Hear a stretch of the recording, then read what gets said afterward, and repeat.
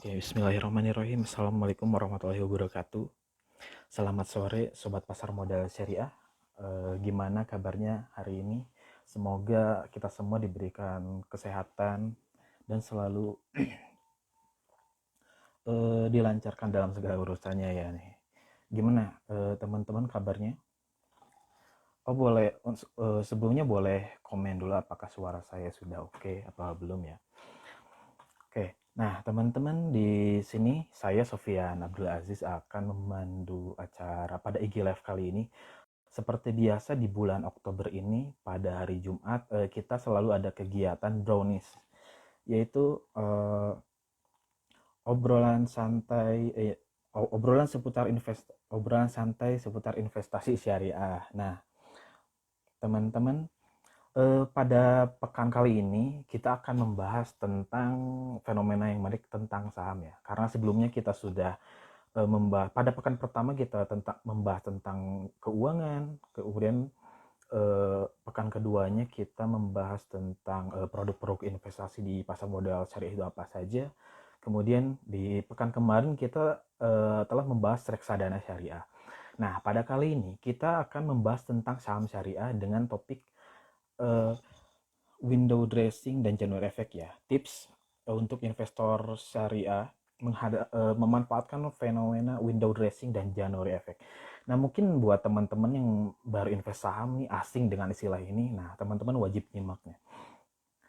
Oke, sepertinya narasumber kita kali ini sudah bergabung, saya undang dulu ya.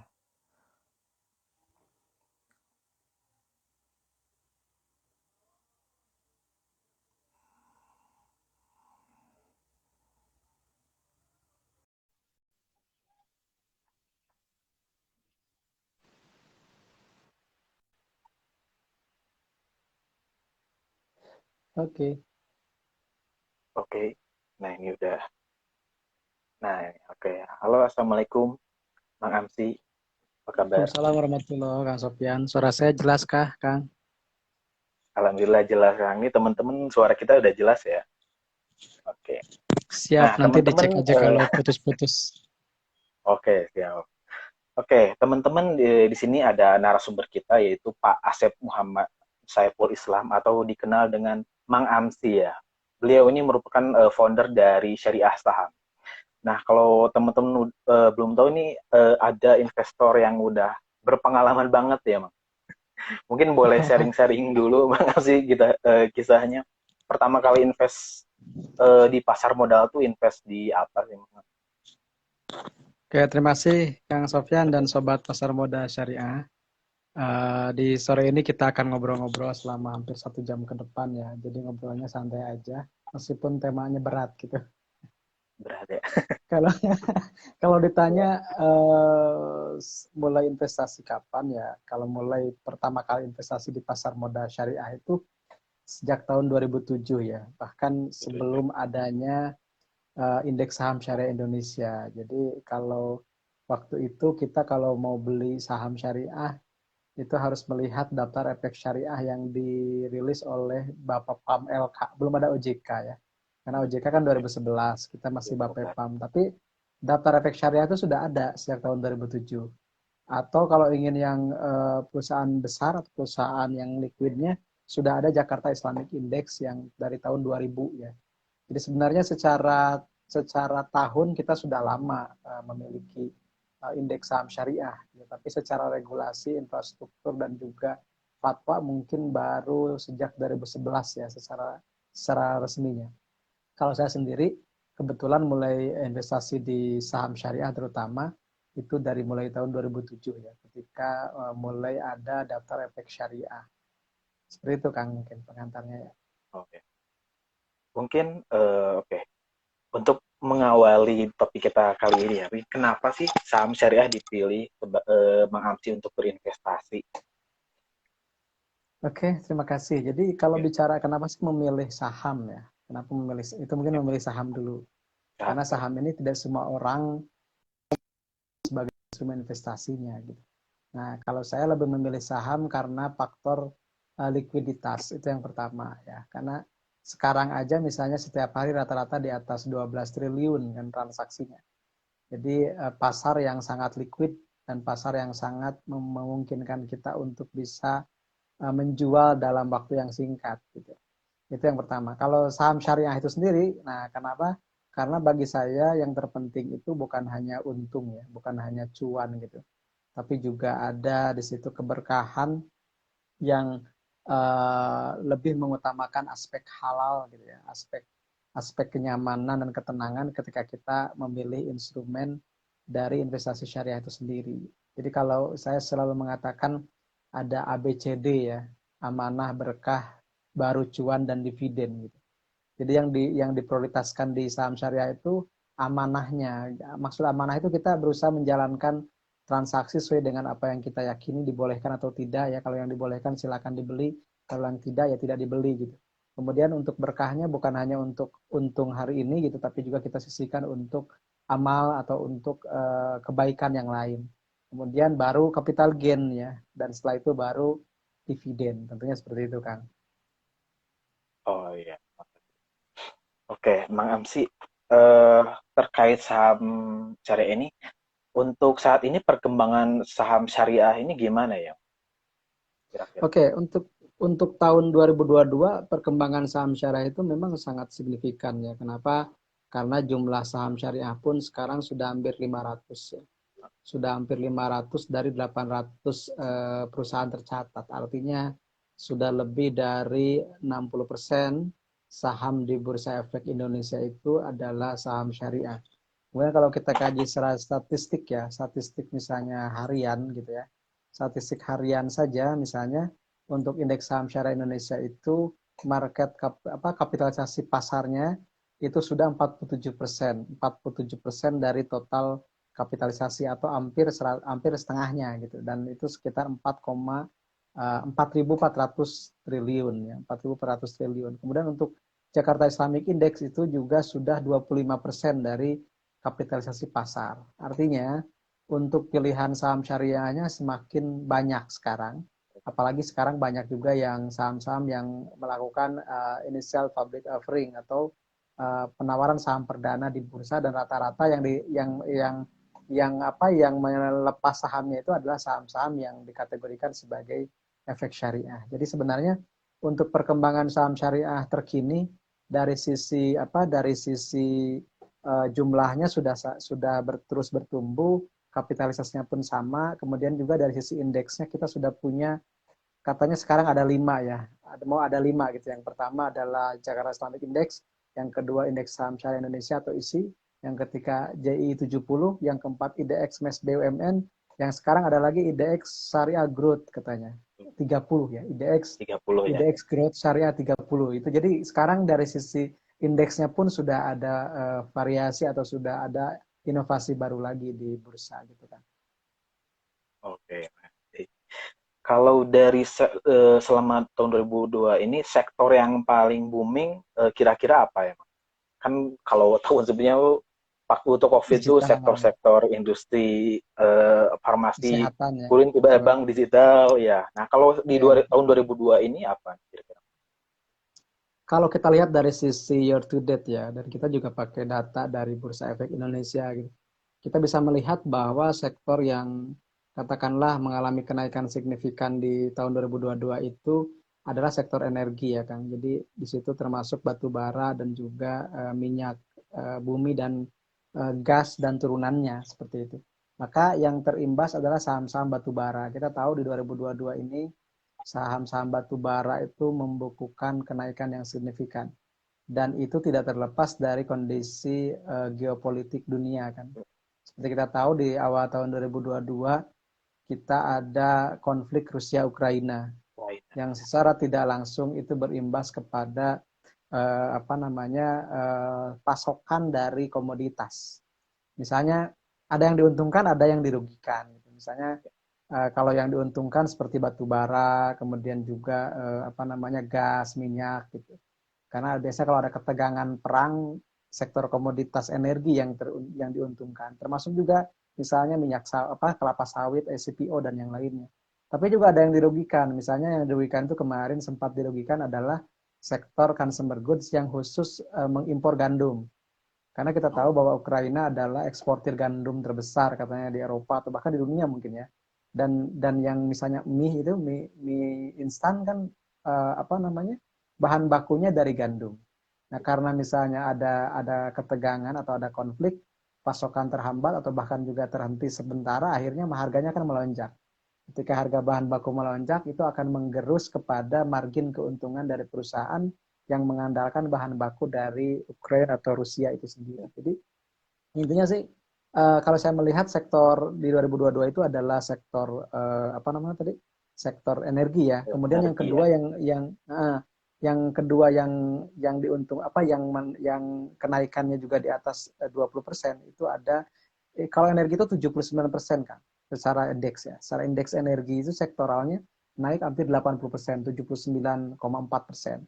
Untuk yang industrial atau misalnya yang di situ ada saham Astra International, kemudian United Tractors gitu dan itu juga penopang ke dalam kepada sektor komoditas. Misalnya UNTR kan itu batu bara ya. Jadi alat beratnya untuk pertambangan juga diuntungkan.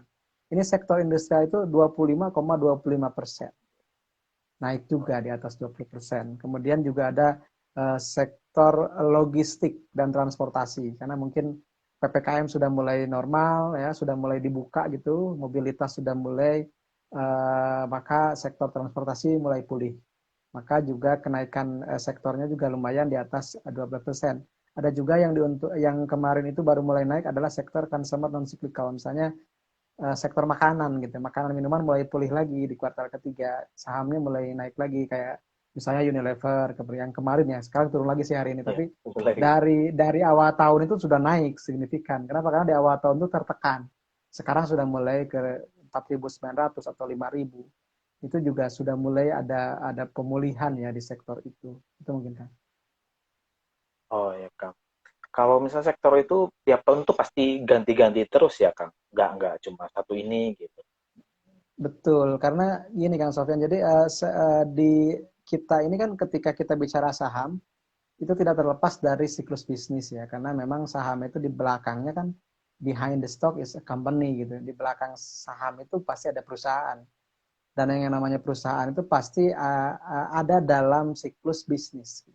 Dan siklus bisnis itu ada dalam siklus ekonomi, economic cycle gitu. Misalnya sekarang kita ada di fase apa sih?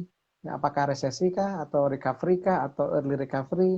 Nah, kita harus tahu sekarang ada di mana untuk Indonesia dan apa korelasi atau hubungan antara siklus ekonomi itu berimbas kepada pemilihan sektor. Misalnya kalau sedang awal resesi biasanya yang diuntungkan itu sektor teknologi misalnya. Kenapa? Karena orang banyak yang di rumah gitu kan seperti itu ya. Terjadi ketika tahun 2020, 2021 kan yang diuntungkan salah satunya adalah digital teknologi. Sekarang kan turun tuh karena udah normal lagi Iya, orang, udah offline lagi. Bahkan katanya beberapa startup malah sudah PHK besar-besaran ya. iya. Karena mungkin sudah mulai kolaps gitu sahamnya pun turun turun gede-gedean turunnya gitu. Nah itu kan ketika pandemi misalnya itu yang diuntungkan adalah sektor healthcare misalnya apa layanan kesehatan, farmasi dan industri terkait termasuk industri jarum suntik. Oh Mungkin iya. Kang Sofyan di tahun 2020 pernah melihat fenomena IRA ya, Itama Rano Raya. Oh iya, iya, iya. Saham IRA itu kan naiknya gila-gilaan hanya karena Betul. di situ lagi ramai vaksinasi dan vaksinasi itu pasti butuh suntikan. Nah IRA ini produsen jarum suntik kan gitu. Jadi seperti itulah ada korelasi antara kejadian antara peristiwa itu dengan sektor apa yang diuntungkan. 2020 healthcare. Tapi ada juga yang terkena atau misalnya berat apa terbebani gitu. Ketika masa pandemi COVID itu apa? Sektor transportasi. Orang jarang bepergian. Yang paling bangkrut itu waktu itu adalah sektor hotel, restoran, and tourism. Jadi pariwisata itu hancur lah di pas COVID itu. Dan yang mengiringinya atau yang menunjangnya, contohnya airlines, maskapai penerbangan juga. Kita tahu sampai hari ini saham-saham penerbangan belum pernah pulih itu rugi bersihnya. Karena mungkin efek dari pandemi itu sangat lama. Mungkin Kang Iya, Sofian pernah betul. lihat waktu itu ada pilot di Thailand ya atau di negara lain lah itu sampai nyambi jadi tukang dagang ini apa asongan atau tukang jualan Oh iya. jualan roti atau jualan apa gitu. Kenapa? Karena memang dirumahkan gitu. sektor penerbangan, sektor apa namanya, sektor pariwisata itu kena. Tapi makanan dan kesehatan justru diuntungkan. Jadi disinilah perlunya teman-teman juga mengupgrade dan mengupdate gitu ya apa yang terjadi di kekinian seperti itu kan. Oh ya Kak, makasih, terima kasih. Sangat menginspirasi kita ya, teman-teman semuanya. Nah, terkait nanti ya, kita kan udah mau di akhir tahun nih. Gimana sih cara mengalih saham yang baik dan benar? Nah, kira-kira. Oke, kalau menganalisis saham sih sebenarnya kalau kami ya atau kita di syariah saham gitu, itu ada rumusnya, ada bukan rumus, ada metodenya. Gitu. Metodenya itu kan FATAMA ya. FATAMA itu fundamental analysis, technical analysis, money management. Gitu. Jadi fundamental analysis itu bagaimana kita melihat saham apa yang bisa dibeli karena fundamentalnya bagus. Fundamental itu bicara tentang fundamental masa lalu, masa kini, dan masa depan. Masa lalu kita lihat laporan keuangan, masa kini kita lihat RUPS, dan masa depan kita lihat prospeknya. Seperti itu. Nah, kemudian teknikal. Kalau teknikal itu timingnya. Misalnya sekarang sahamnya bagus, tapi mungkin harganya sudah tinggi. Dan secara teknikal atau secara psikologis pasar, dia akan jual dulu karena sudah overbought misalnya, atau sudah jenuh beli. Akhirnya harus dijual gitu. Dan ketika dijual, mau tidak mau harganya turun karena supply demand. Ada hukum permintaan dan penawaran, seperti itu ya teman-teman. Nah, terakhir ada money management. Kalau money management itu, bagaimana kita mengelola uang kita yang kita miliki supaya kita tetap bisa bertahan di bursa gitu. Nah, saya selalu menekankan money management ketimbang fundamental dan teknikal. Kenapa?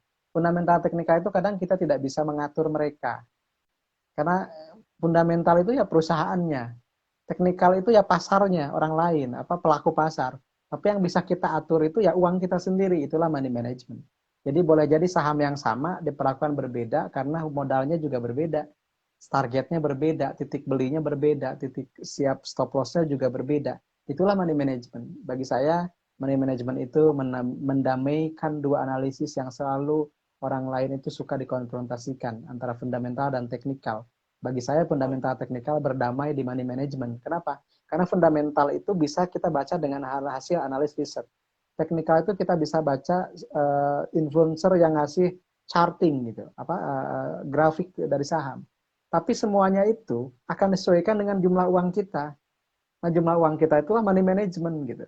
Meskipun sahamnya diberitakan sama, target atau trading plan-nya sama di mana-mana, tapi modal kita bisa berbeda satu sama lain. Maka yang lebih penting itu adalah mengatur apa yang kita bisa atur gitu. Memanage apa yang kita bisa atur. Kita tidak bisa mengatur perusahaan supaya memaksa perusahaan harus untung, nggak bisa. Karena kan bisnis itu ada pasang surutnya. Kita juga tidak bisa misalnya memaksa pasar atau crowd atau misalnya pelaku pasar harus beli saham ini supaya naik, nggak bisa juga. Yang bisa kita atur adalah modal kita di pasar itu berapa, dan itulah money management. Gitu kan. Betul Kang, benar. Money management ini sangat penting ya, karena tiap orang tuh beda-beda keuangannya. Misalnya ketika harga saham Betul. turun, nih saya harus ngapain nih? Apakah average down atau kasus aja? Mungkin tiap orang pasti Betul. beda-beda kasusnya. Nah, buat Iya. teman-temannya jangan lupa nih dana darurat ya. Apalagi semenjak pandemi, kadang yang tiba-tiba banyak di layoff nih, seperti banyak startup sekarang-sekarang. Kemudian Mm-mm. ya banyaklah isu-isu mengendak apa, kan sekarang lagi isu-isu resesi kayak gitulah. Banyak yang Iya, iya. perusahaan yang dekat kayak gitu. Nah, mungkin jadi kontrolnya ada di kita ya.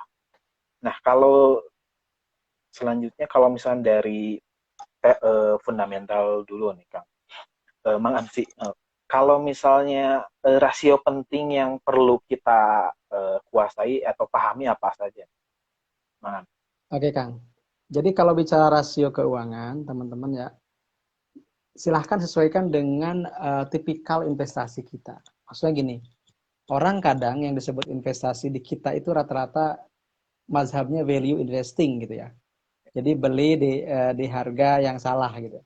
Tapi orang kadang menyederhanakan itu. Misalnya kalau PBV value investor ini cukup dengan PBV katanya, price to book value. Tapi juga sebenarnya ada rumus lain ya. Tapi itu PBV itu penyederhanaan aja gitu. Price to book value. Jadi harga dibandingkan nilai buku. Misalnya harganya sekarang 1.000, nilai bukunya 2.000, berarti masih diskon gitu kan.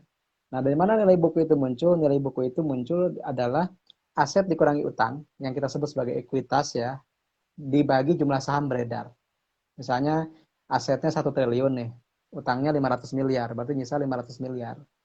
Kemudian jumlah sahamnya itu 1 juta misalnya. Berarti kan, bukan 1 juta, 1 miliar misalnya. Berarti 500 rupiah nilai bukunya. 500 per lembar saham. Nah, ternyata di pasar sekarang harganya baru 250. Berarti secara valuasi dia masih di bawah nilai wajarnya, masih di bawah nilai bukunya. Artinya gini, kalau perusahaan tersebut kolaps, bangkrut, kemudian misalnya yang tersisa adalah ekuitasnya, dia masih bisa ngasih ke setiap pemegang saham itu 500 rupiah per lembar. Dan ternyata sekarang harganya 250, berarti kita untung dong. Belinya Ya. 250, tapi nanti dibayarnya 500. Nah, seperti itu. Itu value. Tapi di dunia ini, yang namanya investor itu bukan hanya value, ada juga yang growth.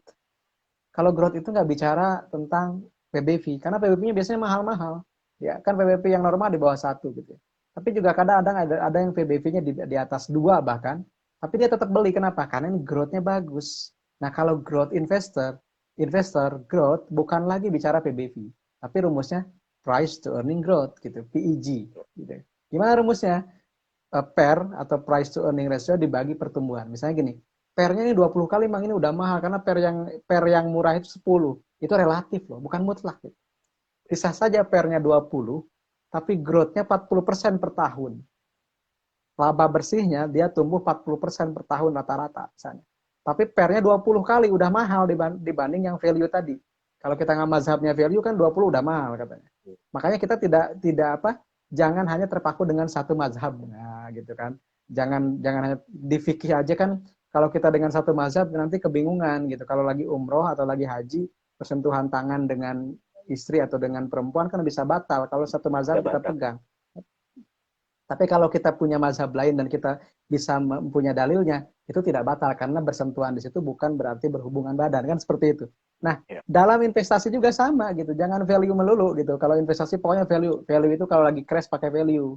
Tapi kalau lagi growing itu susah cari saham yang value gitu. Saham yang berbasis nilai itu susah. Kita harus pakai yang berbasis pertumbuhan. Nah, kalau pertumbuhan itu ngitungnya seperti itu. PER-nya berapa? Price to earning-nya. Teman-teman juga mungkin nanti, kalau saya punya video lengkap ya, kebetulan di YouTube saya ada satu playlist berkas belajar rasio keuangan saham, singkatannya berkas kan. Belajar rasio keuangan. Boleh itu dicari, dicek. Jadi di situ semua ada rasio itu, bisa pelajari dari mulai rasio profitabilitas, rasio solvabilitas, rasio likuiditas, semuanya ada. Termasuk rasio harga saham. Nah, ketika kita bicara PER berarti price to earning ratio, berarti harga dibagi laba bersih per saham. Misalnya harganya 1.000 nih, laba bersihnya 200, berarti PER-nya 5 kan. Kalau 5 PER-nya biasanya katanya murah gitu. Nah, sekarang ketika PER-nya 20, apakah lantas itu menjadi mahal? Belum tentu. Kalau growth-nya, pertumbuhan labanya rata-rata 40%. Artinya 20 PER dibagi 40 growth itu 0,5. Setengah. Artinya dia masih ada spare ke harga yang 2 kali lipat sekarang. Seperti itu asumsinya kan. Itu yang kedua. Jadi yang pertama value, yang kedua adalah growth, yang ketiga dividend investor, dividend investing. Dividend investing itu dia nggak bicara lagi PBV, nggak bicara lagi growth, tapi bicara berapa yield dividennya per tahun. Misalnya yieldnya ini 12% nih per tahun rata-rata, ini bagus nih buat tabungan atau buat katakanlah hari tua kita, pensiun kita gitu. Kayak kita punya sukuk gitu. Bedanya kalau sukuk itu kan ada jatuh tempo, ini ambilnya dari saham. Dan ada beberapa saham, saya juga pernah bikin videonya, ada beberapa saham syariah yang yield dividennya itu bisa di atas 10% per tahun. Jadi kita tinggal cari momentum ketika saham tersebut anjlok, kita tabung banyak di situ, nanti tahun depannya dapat dividen, dividennya kita gulung lagi jadi saham itu jumlah lembarnya. Sampai target misalnya katakanlah kita punya 1 juta lembar saham itu. Misalnya kalau dia dividennya 500 kan udah dapat 500 juta per tahun. Nah, seperti itu kan. Jadi strateginya bisa beda-beda tergantung dari mazhab atau dari karakter sahamnya itu sendiri. Misalnya kalau di saham-saham yang memang value investing itu memang agak lama naiknya. Gitu. Kalau misalnya di growth agak cepat naiknya. Kenapa? Karena sahamnya misalnya saham kapitalisasi kecil. Gitu kan. Oh, oke.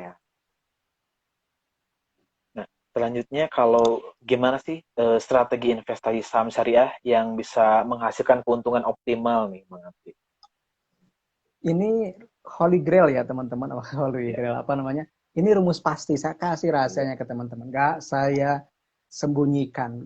Biasanya orang menyembunyikan rahasia sukses. Kalau saya mau disebar di mana-mana kan. Sangat terbuka. Jadi kalau teman-teman ingin untung optimal di saham, tips dari saya dan ini mutlak pasti saya jamin 100% untung. Apa strateginya?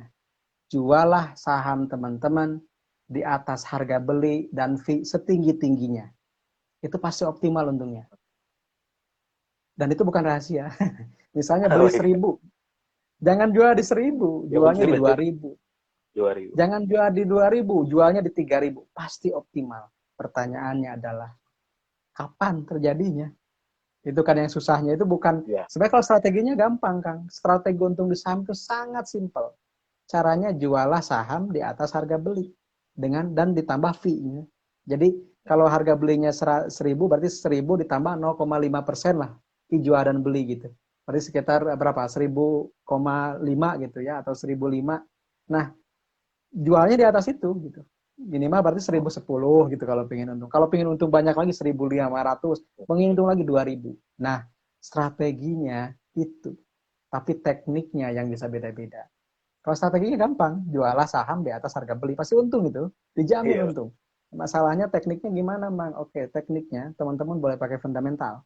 Kalau fundamental berarti beli saham yang masih di bawah nilai buku. Kalau mazhab value. Beli saham yang masih di bawah pertumbuhannya. Kalau saham growth gitu. Beli saham yang dividennya besar. Kalau mazhab dividen investing. Kalau teknikal pun beda-beda mazhabnya. Ada yang mazhab bobo gitu ya. Buy on breakout. Jadi belinya ketika menembus resisten. Misalnya apa ya?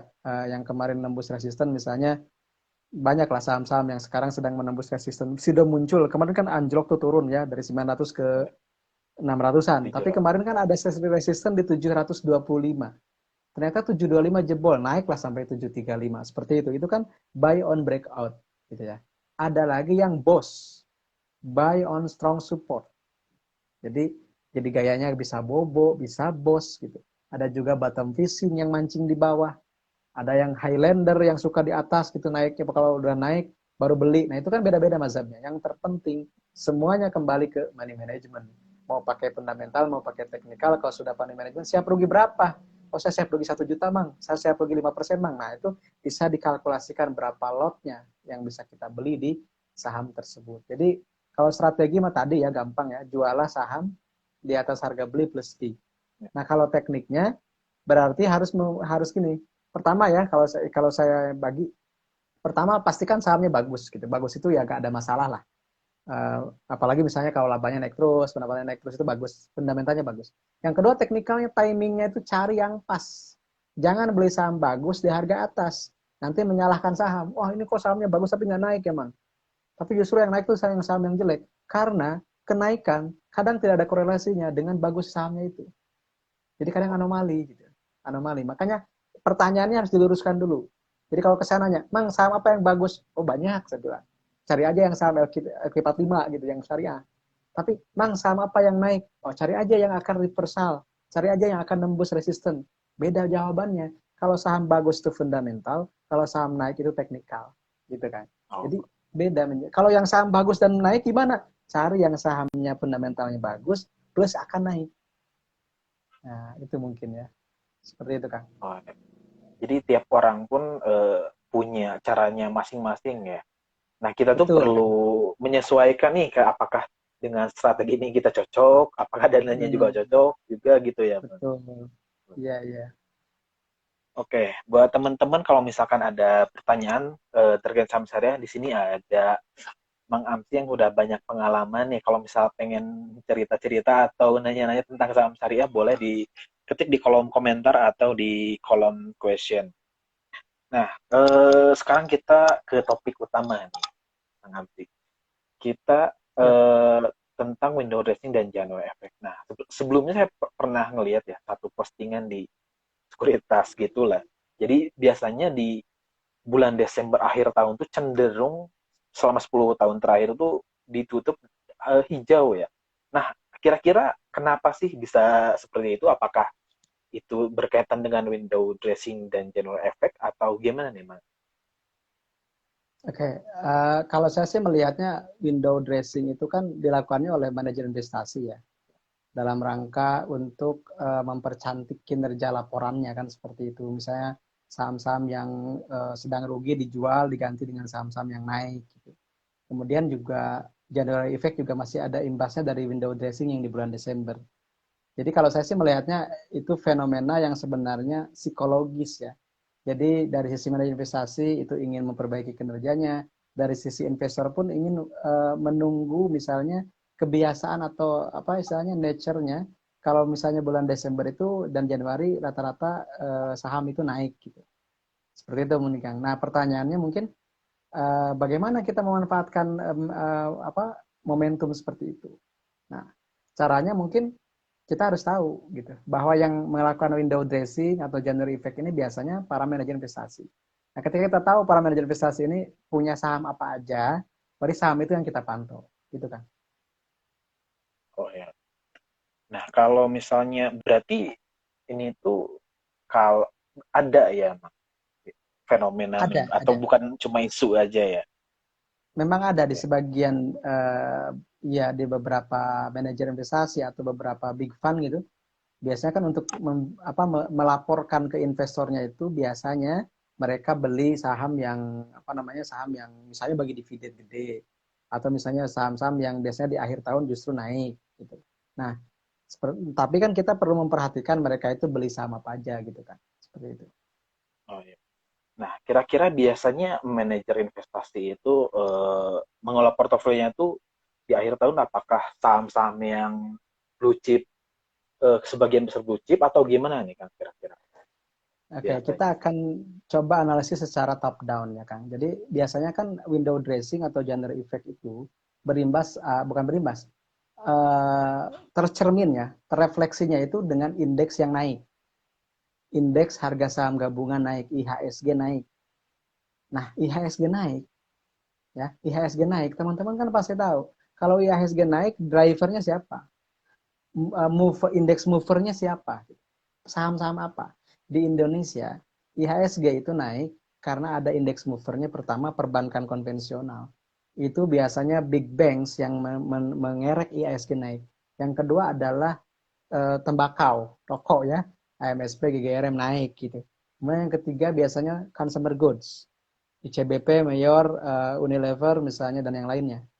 Kemudian juga misalnya ada sektor telekomunikasi, TLKM dan seterusnya. Jadi mereka akan fokus kepada big caps. Kenapa? Karena yang manajer investasi ini memang kan apa namanya aturannya tidak sebebas retail kan. Kalau kita, saya bisa beli saham apa aja yang 800 itu bahkan saham yang nggak dikenal sama sekali saya bisa beli. Tapi kalau yang namanya manajer investasi, mereka nggak bisa beli sembarangan. Kenapa? Karena likuiditas yang dipertimbangkan. Kalau misalnya beli saham yang lapis 3, ketika mau jual ternyata nggak ada barangnya atau misalnya bahkan apa sepi perdagangannya nggak setiap hari ada gitu. Nanti mereka susah keluar dong, susah mencairkannya. Maka teman-teman boleh cek manajer investasi itu paling banter ya, paling paling katakanlah paling apa paling katakan apa ya paling second liner itu biasanya Kompas 100 gitu. Kompas 100 jarang ada yang di luar itu gitu. Kenapa? Karena likuiditas sekali lagi. Kalau mereka sedang butuh uang, ada penarikan besar-besaran dari nasabahnya. Kalau sahamnya jarang diperdagangkan, susah menjualnya gitu. Pasti kalau teman-teman cek 10 besar portofolio dari reksadana, sahamnya itu aja biasanya.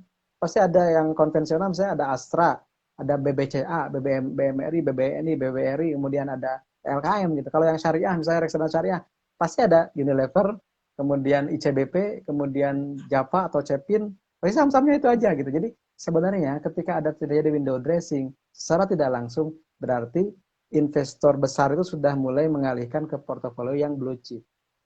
Nah, tinggal si retail ini mau ikut nggak, gitu. Mau ikut nggak dengan gerakan mereka. Karena memang di akhir tahun rata-rata indeks naik. Nah, kalau indeks naik berarti saham-saham besar yang naik gitu. Saham-saham yang masuk LQ45 yang naik. Tinggal disaring dari LQ45 itu mana yang masuk saham syariah. Itu mungkin kan. Oh, nah kemudian pengaruh adanya fenomena tersebut terhadap kinerja saham syariah gimana? Sebenarnya sih kalau saya melihat gini Kang. Jadi kalau kinerja sahamnya itu kan tergantung dari pelaku pasar ya. Jadi teman-teman bedakan antara saham dengan emiten. Kalau saham itu kode ya, TLKM itu adalah kode dari emiten PT Telkom gitu. Jadi kalau kita bicara kinerja saham, berarti kinerja pergerakan harga saham di bursa. Tapi kita bicara kinerja emiten, berarti kita bicara tentang laporan keuangan atau performa dari perusahaan di balik kode saham itu. Jadi bisa aja ini apa namanya berseberangan ya. Misalnya sahamnya naik, tapi kinerja perusahaannya turun, bisa aja terjadi seperti itu. Jadi kalau tadi ada fenomena window dressing atau fenomena January effect, saya melihat lebih ke harga saham, bukan ke perusahaannya. Oh, Bukan ke perusahaannya, tapi ke harga sahamnya, ke apresiasi pasar terhadap perusahaan tersebut gitu. Misalnya bukan ke PT Telekomunikasi Indonesia-nya, tapi ke saham TLKM-nya. Bukan ke Caroen Pokpan secara pabriknya, secara manajerialnya, tapi saham Cepinnya. Gitu. Jadi teman-teman bedakan antara saham dan emiten. Kalau saham itu oh, kode di balik perusahaan. Kalau ditanya kinerja saham, kemungkinan terpengaruh. Kenapa? Karena saham-saham syariah yang big caps itu atau yang LQ45 itu kemungkinan pada beli gitu ya. Manajer investasi mulai membeli lagi di akhir tahun sebagai bekal untuk tahun depan, dan karena banyak pembelian secara tidak langsung akan menaikkan harga di pasar. Gitu kan. oh, oke. Alurnya Nah, seperti itu mungkin ya. oh iya. Buat teman-teman kalau misal ada yang mau bertanya boleh diketik di kolom komentar ya, dan di question box juga. Oke nih, selanjutnya mungkin bagaimana sih trik menghadapi fenomena window dressing dan January effect ini? Kan tadi Mang Zi bilang harga sahamnya nih ya. Nah, apakah sebaiknya kan sekarang banyak saham-saham yang lagi turun nih. Apakah Hmm. sekarang tuh saatnya beli atau gimana nih? Kan kita di bawah, soalnya lagi pada di bawah ya kebanyakan. Ya. Apakah strateginya gimana nih kira-kira menghadapi window dressing ini? Oke. Kalau saya karena investor retail ya, bukan big fund, bukan apalagi bukan manajer investasi gitu. Saya lebih bebas memilih saham syariah manapun ya. Tapi kalau misalnya untuk fenomena window dressing atau January effect, berarti teman-teman fokus ke saham-saham yang memang masuk di indeks-indeks besar ya. Kalau yang syariah mungkin JI ya, Jakarta Islamic Index atau JI 70 gitu, paling paling banyaknya JI 70. Nah, kemudian setelah itu teman-teman cari, karena kita ini ingin dapat harga yang pas gitu ya, atau misalnya dapat keuntungan yang lebih maksimal, carilah saham yang katakanlah sekarang ini sedang ditinggalkan orang lain, tapi kinerjanya bagus, gitu ya. Jadi kadang kita harus kontrarian ya, tapi harus berani ya teman-teman. Jadi gini, banyak yang bertanya ke saya tuh, Kang, Mang, gimana ya cara dapat untung saham yang lumayan gitu. Terus saya bilang, berani nggak melawan arus? Gitu. Melawan arusnya begini, ketika misalnya saham banyak dilepas, terus tapi kinerjanya malah bagus gitu. Misalnya gini, perusahaannya terus membukukan keuntungan tiap tahun, bahkan di tahun ini misalnya signifikan kenaikannya. Tapi sahamnya justru turun. Kalau teman-teman berani, pasti bakal nyicil itu saham. Pakai teknikal, misalnya supportnya di berapa. Contoh ya, misalnya saham apa ya, BRI Syariah lah yang paling banyak ditanyakan ke saya. Mang BRIS bagus gak? Bagus gitu. Tapi kenapa emang nggak naik-naik? Saya jawab, mungkin belinya terlalu tinggi, saya bilang. Kalau belinya 1.200 untung loh. Nah, nah kita harus tahu karakter saham tersebut. Misalnya kalau BRIS kan udah ketebak tuh. Kalau 1.500 jual dulu, 1.200 beli lagi. Selama belum nembus 1.700 atau 1.800, harganya di situ-situ aja. Sideways di situ-situ aja. Tapi kalau sudah jebol 1.800, boleh dipertimbangkan. Ini kayaknya akan naik terus gitu. Kenapa? Karena sudah nembus katakanlah moving average 200 hari ya. Jadi teman-teman kalau misalnya dapat saham kinerjanya bagus, tapi masih ada di bawah EMA 200, teman-teman harus hati-hati. Kenapa? Karena EMA 200 itu adalah resisten dia sendiri gitu. Atapnya dia sendiri ya. EMA 200 itu rata-rata harga dari apa namanya 200 hari terakhir ya, 200 hari terakhir. Saya sambil buka chat dong kalau begitu ya. Biar kelihatan langsung. Jadi teman-teman bisa cek EMA 200-nya di berapa ya sekarang. Nah, gitu kan. EMA 200-nya misalnya ya, saya nih buka nih. Karena yang banyak yang nanya juga kan ke saya nih. Misalnya EMA 200-nya itu, ini untuk BRIS ya. untuk BRIS. Ternyata EMA 200-nya itu masih ada di berapa nih? 1520. Maaf, bukan. Berapa nih? Coba sebentar. 1565. 1565 itu MA 200-nya BRIS hari ini. Artinya sebelum nembus 1565, BRIS nggak akan naik gitu secara teknikal. Tapi di bawah, di samping itu, di bawah juga dia punya katakanlah 1.200 sebagai support kuat. Jadi kalau saya punya uang 1.200 beli gitu. 1.500 jual dulu. Bolak-balik aja di situ sebelum nembus 1565. Nah, itu teknikal. Ngomongnya teknikal. Tapi kalau BRIS bagus nggak? Bagus lah. Labanya naik 40% tahun ini. Dari year on year tahun 2022 ke tahun 2021. Naiknya di atas 40% laba bersihnya. Bukankah itu perusahaan yang bagus? Hanya saja BRIS ini sudah naik duluan sebelum merger gitu. Naiknya gila-gilaan dari 135, dan saya saksinya waktu itu dari 135 ke 4.000, 3.900 kan. Bayangin naik 30 kali lipat dalam waktu kurang dari setahun. Apa itu nggak fantastis gitu? Jadi kalau sekarang itu mulai normal, harganya mulai wajar gitu. Price in-nya sekarang. Jadi kalau misalnya teman-teman kapan nih Mang naik lagi ke 4.000 ya? Ya sekarang mah manfaatkan aja momentumnya. Beli 1.200, jual 1.500 gitu. Kalau gak tembus, jual dulu. Tunggu lagi di 12, di 1.200. Tampung lagi di 1.200, jual lagi. Kan lumayan tuh. 3 per 12 atau per 4, 25% juga lumayan. Bagi saya seperti itu. Jadi sambil menunggu ada perubahan fundamental atau perubahan teknikal, kita manfaatkan amplitudonya gitu.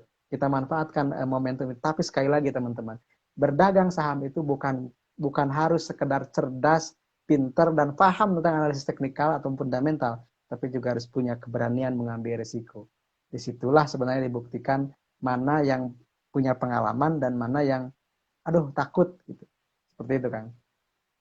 Oh, oke, selanjutnya mungkin ini pertanyaan terakhir nih, Bang Amsi. Siap. Sektor apa saja yang berpotensi prospek di 2023? Terus kemudian kenapa?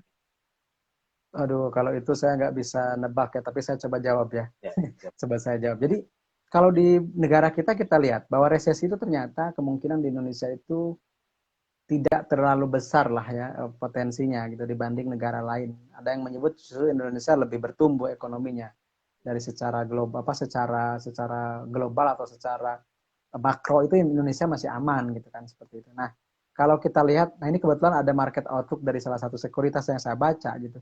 Dan baru fresh gitu ininya infonya baru sehari kemarin.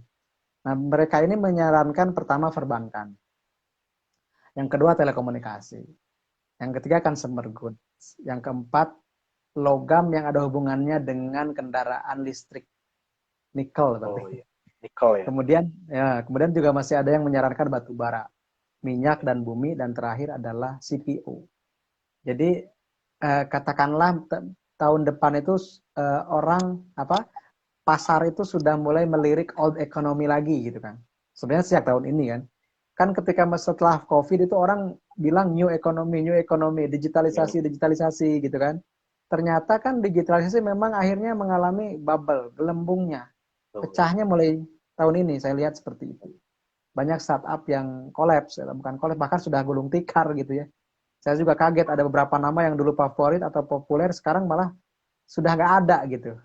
Ya, ada yang dirumahkan, termasuk yang besar sekalipun juga sudah mulai mem-PHK banyak karyawan dan seterusnya. Gitu. Ada perampingan dan seterusnya. Saya kira ya startup itu ternyata tidak lama dan pada akhirnya mereka harus join dan kolaborasi. Misalnya akhirnya kan Gojek juga kolaborasi dengan Tokopedia, merger jadi Goto gitu. Meskipun sampai hari ini Goto dan Buka itu masih bleeding ya, masih belum membukukan keuntungan besar. Orang boleh berprotes, Mang Bukalapak udah untung gede loh, coba cek lagi. Bukalapak itu untungnya bukan dari operasional. Bukalapak itu untungnya dari keuntungan lain-lain. Dan keuntungan lain-lainnya itu adalah nilai saham BBHI, nilai saham Alobank. Karena itu juga Bukalapak dikeluarkan dari saham syariah. Karena pendapatan non halalnya jadi nambah. Seperti itu Kang. Jadi sekarang memang sudah mulai itu ada perubahan sektor lagi. Dan saya melihat, nah ini juga dari sekuritas besar menyarankannya ya di sini ya, misalnya saham-saham yang terkait dengan telekomunikasi ya, kemudian juga ada perbankan, kemudian ada consumer goods ya. Kalau di sini sahamnya misalnya ada ICBP gitu. Kemudian ada Mayora, ada TLKM, Antam misalnya, atau Inco ya yang nikel itu. Kemudian juga ada Adaro. Itu yang disebut oleh mereka. Ada juga CPO itu yang masih potensial upside-nya gede, teman-teman mungkin jarang dengar atau udah ada yang dengar, itu namanya TAPG, Triputra Agro Persada. Itu hampir apa namanya potensial upside-nya hampir 90% lebih dibandingkan nilai wajarnya. Tapi disclaimer on ya teman-teman. Ini salah satu juga sektor menarik di tahun depan tuh CPO, karena kalau benar-benar ada kebijakan biodiesel yang sudah lama didengungkan pemerintah dan ternyata mulai diimplementasikan, maka saham CPO menjadi menarik. Begitu mungkin kan. Oke, terima kasih Mang. Ini menarik sekali tentang window dressing ini ya. Kemudian ada tadi banyak sektor-sektor yang menarik buat teman-teman kira-kira bisa diinvestasikan. Oke, Bang sih kita beralih ke Q&A nih. Ada beberapa pertanyaan dari teman-teman. Oke. Dari Rudiatul Hilal Agustin kan ya. Cara ikut Hmm. investasi gimana Kang? Oke. Cara Gimana ikut buka investasi akun? itu ya sekarang lebih mudah ya Kang Sofyan ya, apalagi di pasar modal syariah nih, di komunitas pasar modal syariah sangat rajin memberikan edukasi dan juga konten-konten seputar bagaimana sih cara menjadi investor. Cara mudahnya sih menjadi nasabah broker itu ya. Kenapa? Karena kalau ilustrasinya adalah kalau kita ingin menabung di bank, kita harus jadi nasabah bank. Kalau kita ingin bisa membeli saham atau menabung saham, kita juga harus menjadi nasabah sekuritas atau broker atau anggota bursa. Nama lainnya kan sekuritas, anggota bursa, broker, pialang gitu. Kenapa? Karena di situ pintu masuknya. Gitu. Kita nggak bisa beli langsung saham TLKM dari PT Telkomnya. Kita nggak bisa beli saham Adaro dari PT Adaronya. Tapi kita beli saham mereka itu lewat Bursa Efek Indonesia. Dan Bursa Efek Indonesia ini hanya pasarnya membuka apa kios-kios. Nah, kiosnya ini adalah anggota bursa atau katakanlah apa namanya broker atau pialang tadi gitu kan. Oh. Kemudian ini ada pertanyaan lagi nih dari Susilo Setiawan katanya. Cara membebaskan saham syariah yang nyangkut di atas tapi takut cut loss. Nah, ini gimana nih? Mungkin Bang ngasih tipsnya. Oke, Pak Susilo ini guru saya Pak dari Bandung juga tuh. Oh, Beliau dosen tuh kalau tidak salah ya. Jadi kalau ditanya cara membebaskan saham syariah yang nyangkut di atas gitu ya. Sebenarnya sih kita harus flashbacknya dulu beli sahamnya ada trading plan nggak gitu. Ada trading atau investment plan nggak gitu. Kalau misalnya trading plannya udah jelas kan, misalnya saya beli di 1000, kalau ke 900 saya jual karena itu sudah menyentuh batas batas stop loss saya. Nah itu kan dari awal kalau sudah ada planning kita exitnya gampang, exit plannya gitu. Investment plan juga sama. Misalnya ini saham kalau laba bersihnya anjlok saya akan jual. Saya pernah lakukan itu Kang. Jadi kalau saya mah kalau udah laba bersihnya anjlok besar kemudian ada masalah dengan manajemen itu saya nggak ada ampun jual aja meskipun rugi. Kenapa? Karena memang sekarang sahamnya pun hampir delisting gitu. Jadi teman-teman juga perlu memitigasi ya. Istilahnya kalau kita ada bencana alam itu kan ada mitigasinya. Ada persiapannya kalau misalnya kira-kira akan jatuh gimana ya. Kecuali seperti saya, ada satu akun yang kalau hilang pun nggak masalah. Nah gitu kan itu juga salah satu manajemen risiko Kang Sofyan. Jadi satu akun tuh saya mah disitu menyimpan duit lupa lah. Kalaupun misalnya sampai hilang semua pun saya nggak akan nangis gitu. Nah itu kan juga manajemen risiko. Kembali lagi ke money management sebenarnya. Tapi kalau misalnya teman-teman memang tadi ya kata Pak Susilo itu gimana ya kalau ingin membebaskan sahamnya tinggi apa yang nyangkut tinggi gitu. Sebenarnya teman-teman boleh misalnya buka akun baru gitu ya. Kemudian di situ fokus dengan modal yang baru gitu. Itu mah lupain aja gitu. Atau pakai kalau saya sistemnya sistem batch kan. Sistem angkatan. Misalnya gini. Saya beli saham Unilever di 8.000 pernah. Dan sampai hari ini masih ada teman-teman. Saya mah tidak malu mengakui kebodohan atau mengakui kesalahan transaksi ya. Karena saya bukan influencer yang suka pom-pom kan. Saya cerita pasar modal apa adanya, bukan ada apanya. Seperti itu. Jadi bisa 8.000 ya saya punya gitu. Tapi saya nggak jual, diamin aja. Tapi saya juga punya lever di saham 3.200 no. yang sudah mungkin saya mau jual nanti kalau sudah nembus. Saya sampai lupa gitu. Saya ternyata punya saham lever yang saya beli di 3.200. Jadi ketika saya punya banyak harga, oh yang 3.200 jual dulu deh. Karena udah untung di 5.000 itu udah untung. Katakanlah saya kemarin di 5.300 dari 3.200, berarti kan itu sudah 2.100. Saya sudah untung 70% kan. Oh, Jadi kalau ditanya, paham sih alhamdulillah. Unilevernya masih iya, Unilevernya masih nyangkut ya? Enggak, saya bilang. Ya. Kan rata-ratanya tinggi, enggak. Yang nyangkut yang 8.000. Tapi yang 3.000 untung gede. Jadi saya membangun psikologinya kayak gitu kan. Jadi dibuat saya enjoy aja. Ada yang nyangkut diamin aja gitu. Jadi kita kita nggak pakai harga, kalau saya nggak pakai harga average. Saya ingatnya saham ini saya beli di harga di bawah sekian, di harga sekian saya jual. Yang di atas diamin aja. Nanti juga kalau nyampe lagi ya saya jual. Kalau enggak ya santai aja. Bukan uang panas, bukan uang pinjaman online, bukan uang pinjaman teman, uang saya sendiri. Tunggu aja. Saya pernah hold satu saham 5 tahun baru pulih ke harga asal. Nggak masalah, karena saya bisa sabar gitu. Kalau teman-teman nggak sabaran ya jangan pernah mau nyangkut. Kalau nggak sabaran harus ada cut loss. Tapi kalau bisa sabaran seperti saya, 5 tahun nggak hidup-hidup juga santai. Bahkan di suspend juga ada yang lebih dari 5 tahun santai aja. Istilahnya nggak kembali juga nggak masalah. Karena dulu juga uangnya sudah diikhlaskan dari awal. Nah itulah pentingnya money management gitu kan. Jadi kalau misalnya sekali lagi ya, kalau trading harus ada cut loss gitu, harus ada cut loss.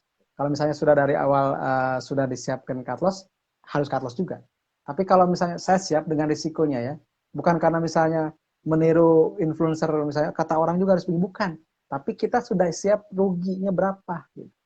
Kalau saya misalnya sebulan saya siap rugi katakanlah 5% atau 10%. Kalau sudah nyentuh itu ya saya berhenti trading, udah tutup dulu laptopnya.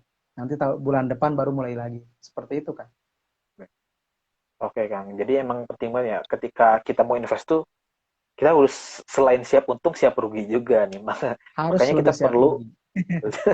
ya, cuma kita perlu memitigasi ya. Nah, salah Hmm. satunya kita perlu pakai uang dingin ya. Nah, selanjutnya mungkin apakah, jadi kita sebaiknya punya satu portofolio untuk investasi dan satu portfolio untuk eh, trading ya, Bang Zik. Kayak seperti gitu Betul, ya. betul. Mm. Jadi lebih fokus pada ekuitas sih Kang. Jadi maksudnya Ya, bukan per sahamnya ya, tapi fokusnya ya, kepada jumlah saham yang ditanamkan. Karena kalau dari kita bicara saham, saham itu singkatan kan. Saham selalu ada hijau atau merah gitu. Singkatannya itu, betul nggak? Pas ya, pas ya. Selalu ada iya, Kak. hijau atau merah gitu. Pasti ada turun, naik dan atau itu kuning ya, nggak bergerak gitu. Saham itu selalu ada, selalu antara hijau atau merah. Hijaunya naik, ataunya kuning, merahnya turun gitu kan. Oke, oke. Nanti selanjutnya nih ada dari era Setiawati. Bagaimana kalau saham yang masih floating loss, tapi sudah bukan saham syariah? Sebagai investor syariah, apa yang mesti Iya, kita lakukan? iya. Terima kasih Kang. Dari tadi pertanyaannya los terus yang mungkin ini banyak yang Terus ya. nyangkut ya. Ini lagi banyak yang nyangkut, padahal indeksnya lagi bullish nih, harusnya untung dong. Ya. Oke, kalau ditanya tadi ya, apa namanya, kalau yang floating loss-nya itu saham non syariah, biarin aja gitu. Kalau mau jual juga silakan. Karena cuma bisa jual, nggak bisa beli. Nggak bisa di average down, saya yakin.